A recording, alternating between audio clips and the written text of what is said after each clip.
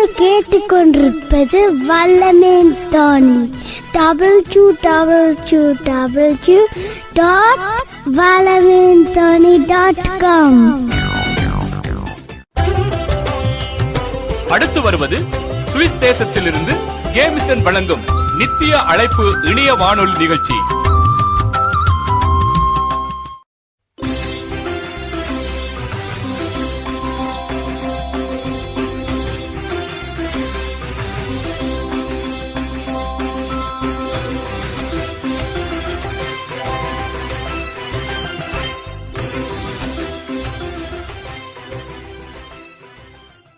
நேர்களுக்கு வணக்கம்.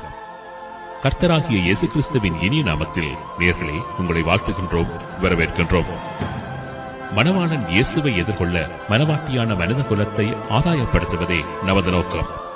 இது ஜே மிஷனினால் நடத்தப்படும் நித்திய அழைப்பு இணைய வானொலி நிகழ்ச்சி.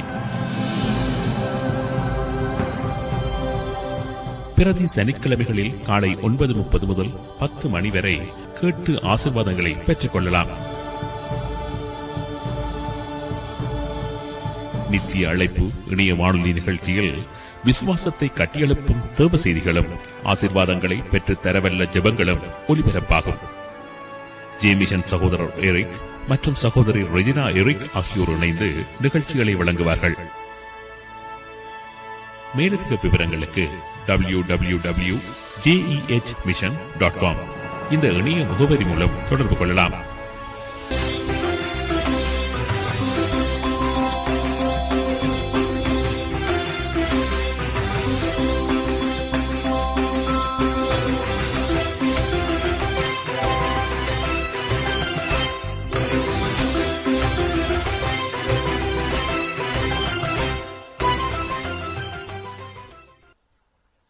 இது ஜேமிஷன் வழங்கும் நித்திய அழைப்பு இணைய வானொலி நிகழ்ச்சி.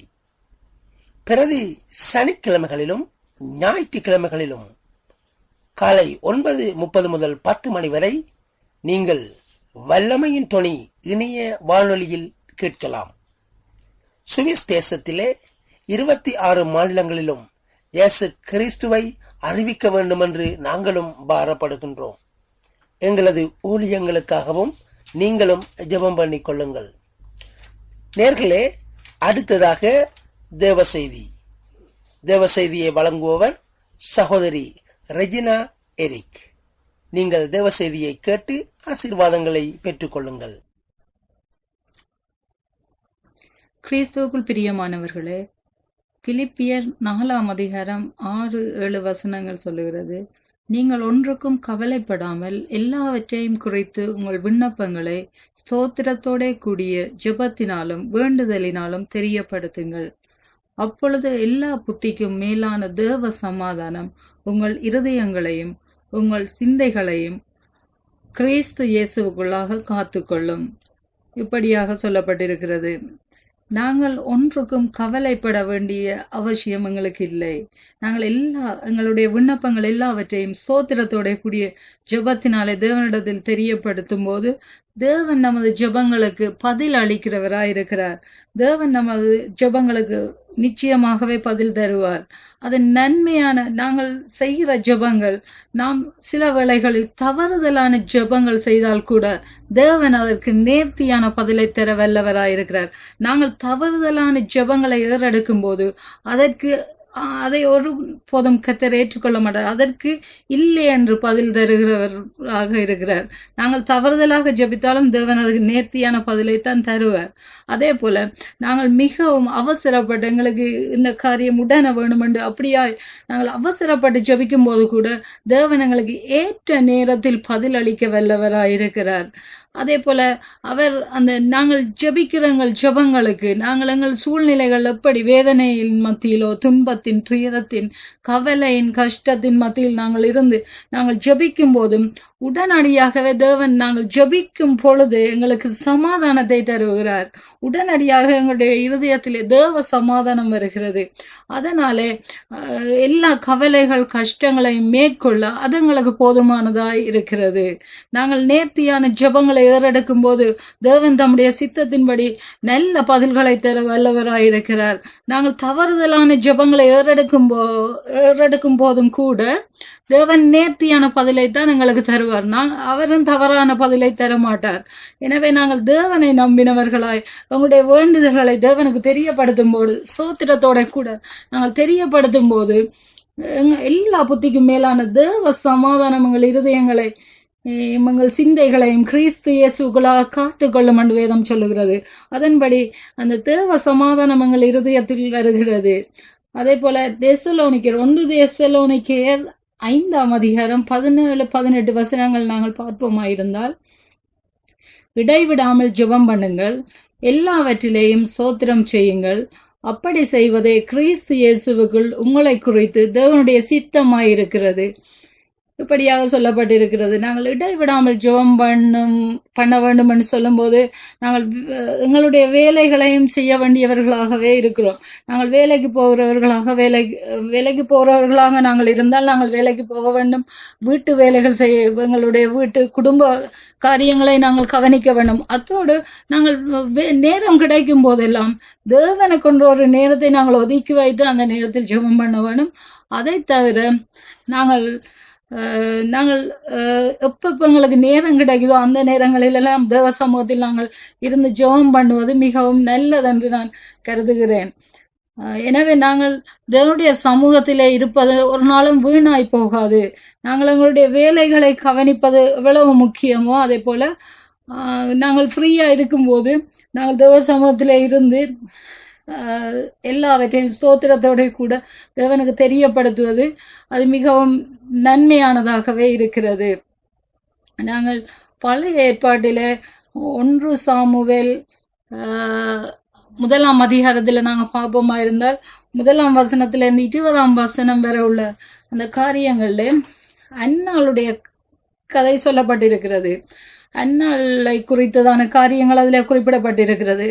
அதில் அன்னாளுடைய கணவர் எல்கானா, அவருக்கு 2 மனைவிமார் இருந்த அன்னாள் மற்றது பெனினாள் என்று 2 பேர் இருந்தார்கள். அதிலே பெனினாளுக்கு பிள்ளைகள் இருந்தார்கள் என்றும் அன்னாளுக்கு பிள்ளைகள் இல்லை என்றும் சொல்லப்பட்டிருக்கிறது.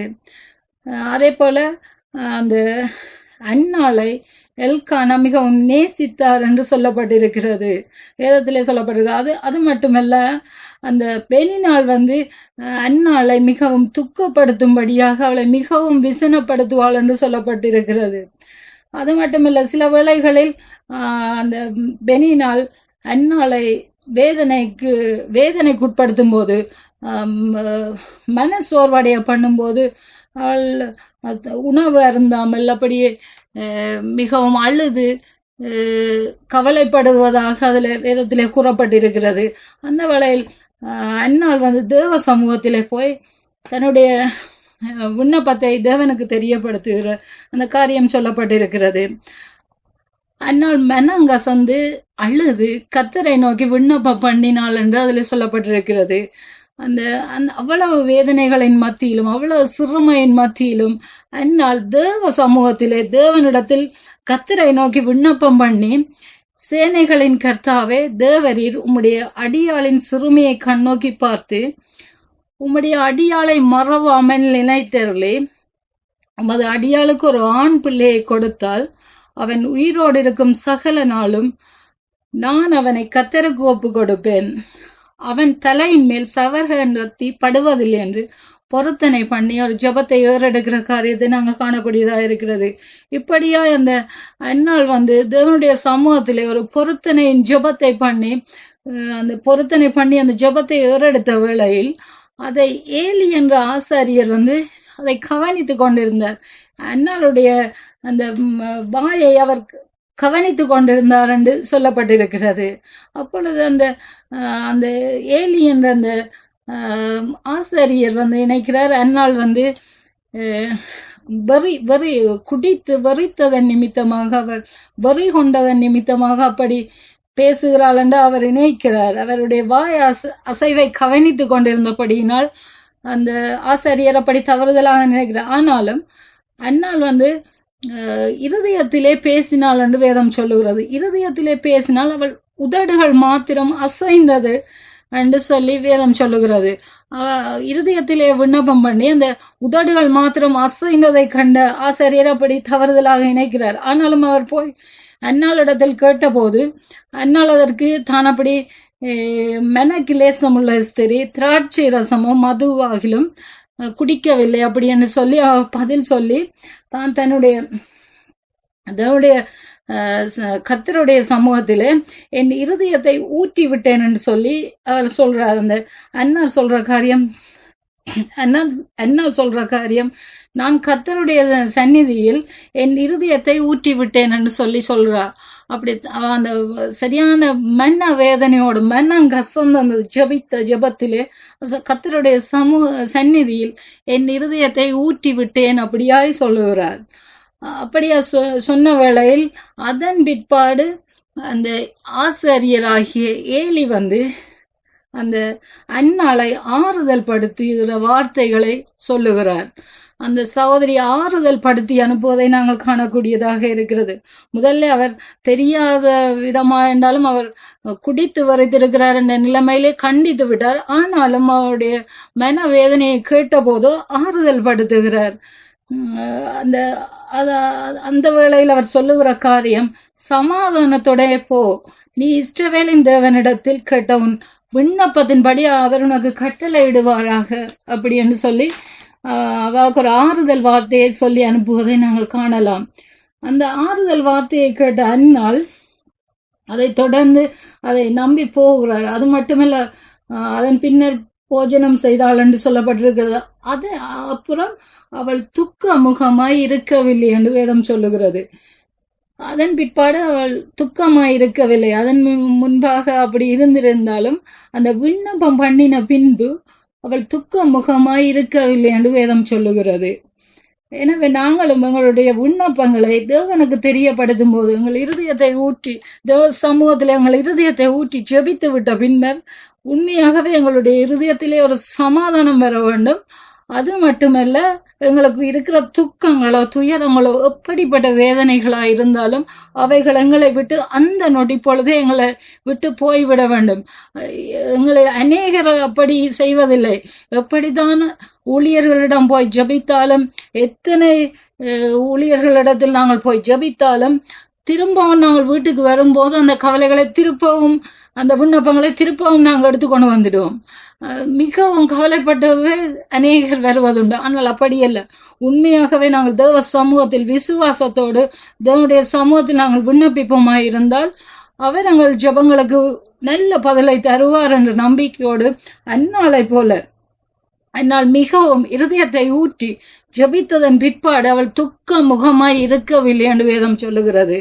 அதனால நாங்களும் இப்படிப்பட்ட காரியங்களை நாங்கள் பின்பற்றி தேவனுடைய சமூகத்தில் எங்கள் இருதயத்தை ஊற்றி நாங்கள் ஜெபிப்போமா இருந்தால் தேவன் எங்கள் ஜெபங்களுக்கு நல்ல பதில்களை தருவார். அதே போல அந்நாளுக்கு அதன் பிற்பாடு அவருடைய ஜெபத்தின்படி அவருடைய வேண்டுதலின்படி அவன் செய்தார் என்று மேலே சொல்லப்பட்டிருக்கிறது. அதன் பின்னாக வருகிற பகுதிகளில் கூறப்பட்டிருக்கிறது. எனவே நாங்கள் அந்நாளை போல மிகவும் தேவனுடைய சமூகத்திலே மனங்கசந்து மன கிளேசம் உள்ளவர்களாய் நாங்கள் எங்கள் இருதயத்தை ஊற்றி நாங்கள் ஜெபிக்கும் போது தேவன் நிச்சயமாகவே நன்மையானவைகளை தர வல்லவராய் தேவன் இருக்கிறார். அதே போல அந்த சமாதானம் எல்லாராலும் அந்த சமாதானத்தை எங்களுக்கு தர முடியாது. உண்மையாகவே தேவனால் மட்டுமே அந்த சமாதானத்தை எங்களுக்கு தர முடியும். யோவான் 14:27 சொல்லுகிறது, சமாதானத்தை உங்களுக்கு வைத்து போகிறேன், என்னுடைய சமாதானத்தையே உங்களுக்கு கொடுக்கிறேன், உலகம் கொடுக்கிற பிரகாரம் நான் உங்களுக்கு கொடுக்கிறதில்லை, உங்கள் இருதயம் கலங்காமலும் பயப்படாமலும் இருப்பதாக இப்படியாக சொல்லப்பட்டிருக்கிறது. எந்த காரியத்திலாவது மனிதர்களுக்கு எப்பவுமே கலக்கம் பயம் இவைகளெல்லாம் சாதாரணமான வாழ்க்கையில் இருக்கிற காரியங்கள். ஆனால் அவைகளுக்கு மேலாக தேவனுடைய சமாதானம் இவைகள் எல்லாவற்றையும் மேற்கொள்ளக்கூடியதாக இருக்கிறது. எனவே நாங்கள் அந்த சமாதானத்தை தந்த இயேசு கிறிஸ்துவையே நாங்கள் நோக்கி பார்ப்போமாயிருந்தால் அந்த இயேசு கிறிஸ்து எங்களுடைய வாழ்க்கையிலே சமாதானத்தை தந்து எங்களுக்கு நன்மையானவைகளை மட்டும் தந்து எங்களை நேர்த்தியாக நடத்த அவர் வல்லவராயிருக்கிறார். கர்த்தர் தாமே உங்களை ஆசீர்வதிப்பாராக. பரிசுத்தமுள்ள பிதாவே, இந்த வேளைக்காய் ஸ்தோத்திரம். கர்த்தாவே, இந்த வார்த்தை கேட்டுக்கொண்டிருந்த ஒவ்வொரு பிள்ளைகளுக்காய் நான் ஜெபிக்கிறேன் ஆண்டவரே. கர்த்தாவே, இந்த வேளையிலும் ஆண்டவரே, இந்த வானொலி மூலமாய் ஆண்டவரே கேட்டுக்கொண்டிருந்த பிள்ளைகள் ரட்சிக்கப்பட்டவர்களாயிருந்தாலும் ரட்சிக்கப்படாத பிள்ளைகளாயிருந்தாலும் ஆண்டவரே கர்த்தாவே, நீங்க ஒவ்வொரு பிள்ளைகளையும் நோக்கி பார்க்கும்படியாய் நான் உம்முடைய சமூகத்திலிருந்து ஜெபிக்கிறேன் அப்பா. கர்த்தாவே, இந்த வேளையிலும் ஆண்டவரே கர்த்தாவே, எப்படிப்பட்ட சிறுமைகளில் ஆண்டவரே அந்நாளை போன்ற சிறுமையில் இருக்கிற ஒவ்வொருவரையும் கர்த்தாவே நீங்க நினைவு கூந்தருளும்படியாய் ஜெபிக்கிறேன் ஆண்டவரே. கர்த்தாவே, இந்த பிள்ளைகளுடைய கற்பங்கள் அடைக்கப்பட்டிருக்கின்றனவோ கர்த்தாவே, அந்த பிள்ளைகளை நீங்க நோக்கி பார்க்கும்படியாய் நான் ஜெபிக்கிறேன் ஆண்டவரே. கர்த்தாவே, விசேஷமாய் உண்மையாகவே உமக்கு ஊழியம் செய்கிற தேவ பிள்ளைகள் ஆண்டவரே இப்படிப்பட்ட சிறுமைகளுக்குள் இருப்பார்களா இருந்தால் கர்த்தாவே, இயேசு கிறிஸ்துவின் நாமத்தினால் அவருடைய சிறுமைகள் நீங்கி போகும்படியாய் நான் ஜெபிக்கிறேன் ஆண்டவரே. அப்பா, என் தெய்வமே கர்த்தாவே, அந்த பிள்ளையுடைய சிறுமைகளை நீக்கி அவர்களை ஆசீர்வதித்து உயர்த்தும்படியாய் நான் ஜெபிக்கிறேன் ஆண்டவரே. இன்னுமாய் தேவ பிள்ளைகளோ அறியாத பிள்ளைகளாய் இருந்தாலும் ஆண்டவரே கர்த்தாவே, அவருடைய கற்ப கனிகளை ஆசீர்வதிக்கும்படியாய் நான் ஜெபிக்கிறேன் ஆண்டவரே. கர்த்தாவே, அவர்கள் மன விருப்பத்தின்படி ஆண்டவரே பிள்ளைகளை பெற்று சமாதானமாய் சந்தோஷமாய் வாழத்தக்க சூழ்நிலைகளை நீங்க ஏற்படுத்தி கொடுக்கும்படியாய் நான் ஜெபிக்கிறேன் அப்பா. கர்த்தாவே, அதே போல கர்த்தாவே, யார் என்னென்ன தேவைகளோடு இருப்பார்களோ, என்னென்ன குறைவுகள், மனவேதனைகள், கவலைகள், கஷ்டங்களோடு இருப்பார்களோ கர்த்தாவே, அப்படிப்பட்டவர்களை நீங்க விசாரித்து நடத்தும்படியாய் நான் ஜெபிக்கிறேன் ஆண்டவரே. கர்த்தாவே, ஒவ்வொரு பிள்ளைகளையும் ஆசீர்வதிங்க. எந்தெந்த காரியங்களில் அவர்கள் பயப்படுவார்களோ, எந்தெந்த காரியங்களில் கலக்கத்தோடு இருப்பார்களோ கர்த்தாவே, அவைகள் எல்லாவற்றிற்கும் மேலாக உம்முடைய தேவ சமாதானம் ஆண்டவரே, எல்லாவற்றுக்கும் மேலான எல்லா புத்திக்கும் மேலான உம்முடைய தேவ சமாதானம் அவர்கள் உள்ளங்களை ஆளும்படியாய் நான் ஜெபிக்கிறேன் ஆண்டவரே. அவர்கள் இருதயங்களை உம்முடைய தேவ சமாதானம் ஆளுகை செய்யும்படியாய் நான் ஜெபிக்கிறேன் ஆண்டவரே. அந்த பிள்ளைகளுக்கு ஆண்டவரே என்னென்ன சூழ்நிலைகளில் இருந்தாலும் அவருடைய சூழ்நிலைகளுக்கு ஏற்ப தேவன் நல்ல நன்மையான காரியங்களை செய்து ஒவ்வொரு பிள்ளைகளையும் ஆசீர்வதித்து நடத்தும்படியாய் என் நேசர் இயேசு கிறிஸ்துவின் நாமத்தில் ஜெபிக்கிறேன் நல்ல பிதாவே. ஆமென், ஆமென். இதுவரை நீங்கள் கேட்டது சகோதரி ரெஜினா எரிக் அவர்கள் வழங்கிய தேவ செய்தி. அடுத்ததாக குயிஸ், வேதத்திலிருந்து ஒரு வினா. அன்னாள் என்பவளின் கணவனின் பெயர் என்ன? அன்னாள் என்பவளின் கணவரின் பெயர் என்ன? நல்லது நேர்களே, உங்களுக்கான பதில்களை நீங்கள் எங்கள் www.jeh.com என்கின்ற இணையதளத்தில் உள்ள படிவத்தினூடாக அனுப்ப முடியும். இல்லையேல் jeh@yahoo.com என்கின்ற இமெயிலூடாக உங்கள் பதிலை எங்களுக்கு எழுதி தெரிவிக்க முடியும். உங்களுக்கான பரிசு காத்திருக்கிறது.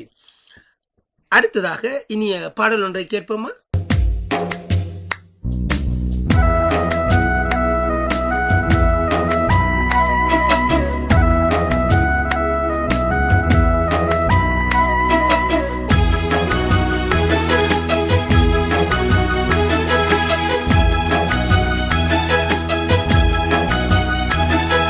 விசாரிக்கும் தேவன் ஒருவர் உண்டல்லவா, உன்னை விசாரிக்கும் தேவன் ஒருவர் உண்டல்லவா.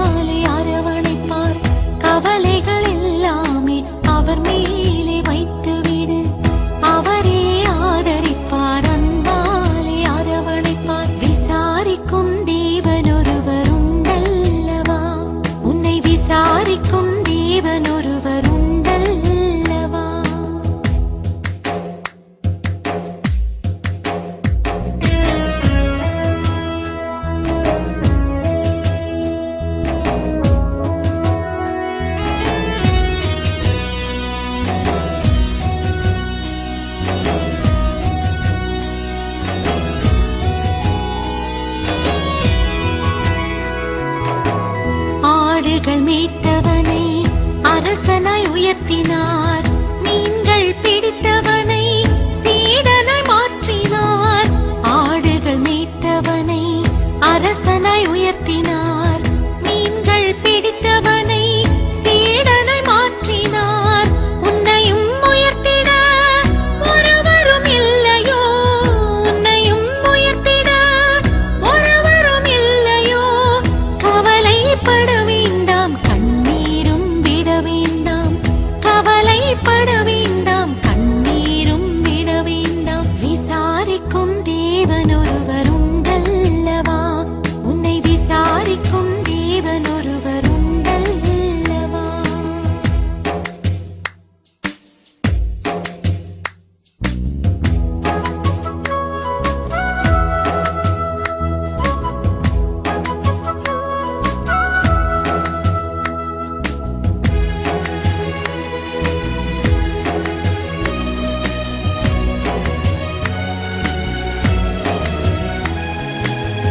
குழியில் கிடந்தவனை அதிபதியாக்கினார்.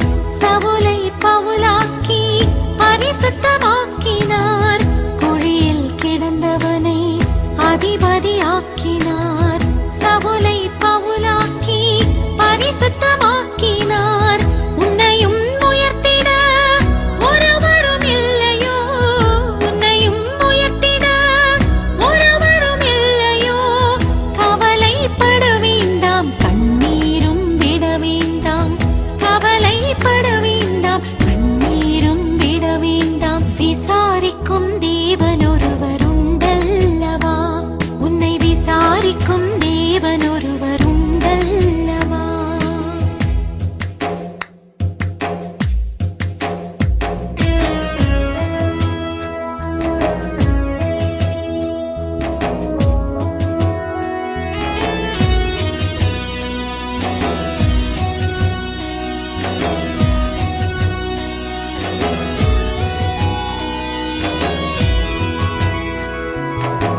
சிங்கத்தின் கெபியிலும் தானியேல் பிழைத்திட்டான்.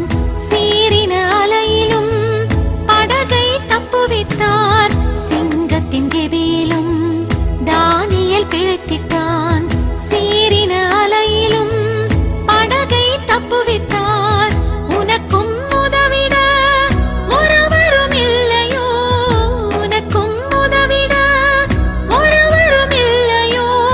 கவலைப்பட வேண்டாம், கண்ணீரும் விட வேண்டாம். கவலைப்பட வேண்டாம், கண்ணீரும் விட வேண்டாம். விசாரிக்கும் தேவன் ஒருவர் உண்டல்லவா? உன்னை விசாரிக்கும் தேவன் ஒருவர் உண்டல்லவா? கலங்கி தவிக்கின்றாயோ?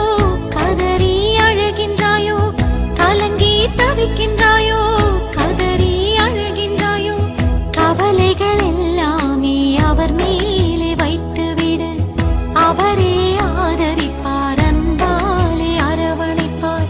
கவலைகள் எல்லாமே அவர் மேலே வைத்துவிடு.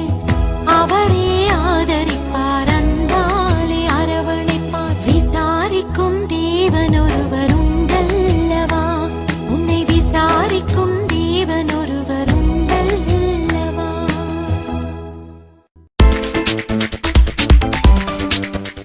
இதுவரை நீங்கள் கேட்டது ஜே மிஷன் வழங்கும் நித்திய அழைப்பு இணைய வானொலி நிகழ்ச்சி. நேயர்களே, இந்த நிகழ்ச்சி உங்களுக்கு ஆசீர்வாதமாக இருந்திருக்கும் என்று நம்புகிறோம். நீங்கள் பெற்றுக்கொண்ட ஆசீர்வாதங்களை எமக்கு தயவு செய்து தெரியப்படுத்துங்கள். மற்றும் இந்த நிகழ்ச்சி பற்றிய ஆக்கபூர்வமான உங்கள் கருத்துக்களும் வரவேற்கப்படும். தயங்காமல் எங்களுடன் தொடர்பு கொள்ளுங்கள். தொடர்புகளுக்கு 0041 41 42000664. இன்னும் ஒரு தொலைபேசி எண் 0041 78 7552667. Facebook JEH Mission, Skype JEH Mission, email jehmission@yahoo.com. நேயர்களே, மீண்டும் அடுத்த சனிக்கிழமை காலை 9:30 மணிக்கு சந்திப்போம். கர்த்தர் உங்கள் யாவரையும் ஆசீர்வதிப்பாராக. ஆமென்.